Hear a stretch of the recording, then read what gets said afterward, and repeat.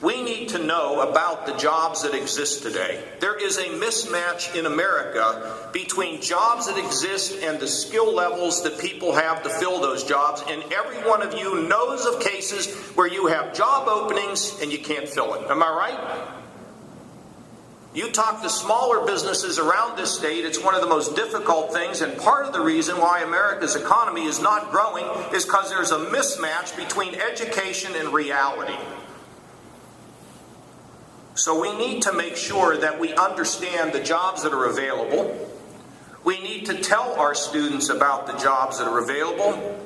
And I believe we ought to create a whole new degree in career counseling in our schools. You know, career counselors should not be people who spend half their time talking to kids and the other half the time watching what's happening in a study hall down at the gym. We need to have people that can work with our kids to get them to discover their talents and their purposes and to guide them through the process. And not only in K through 12, but all the way through our community college and our four-year schools. That's still not enough. We need you. We need you involved in every single school in your community. People like to say, well, you know, that's not the government's responsibility when they don't like some of the programs.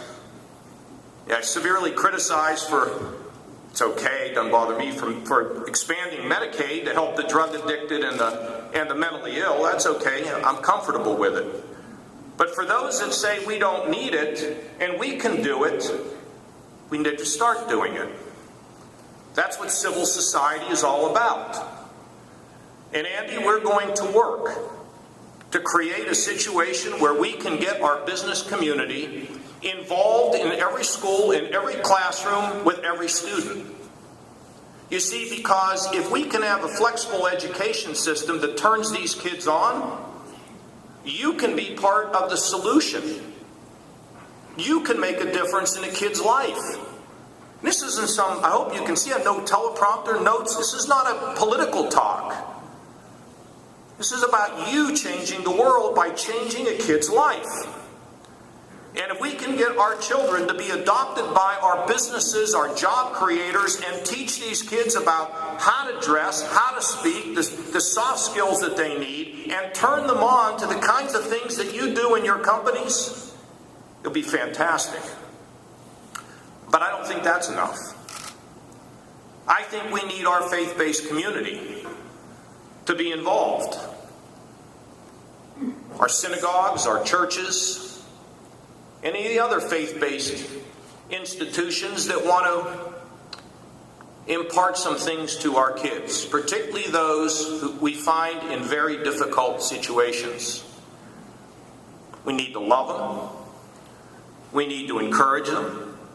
We need to teach them that the good Lord has a purpose for their life. We need to teach them about personal responsibility. We need to teach them about having a vision for what their life is all about, because they were created to do something special on this earth. And when you rob kids or you rob anybody of hope, we lose them. We got to get out of the pews. Got to get out there with the kids. And our boys club and our girls club and our YWCA and all these community organizations who do such a good job, think we need more. Because think about our state. If we can help our children to get on the path to success, if we can help our children to be able to grow up, to have the kinds of values that we were taught, that our mothers and fathers taught us, or our grandmas, or our grandpas, or our uncles, or maybe just the gym teacher that told you about who you could be and made a difference in your life, that's what we need to do for others in our state.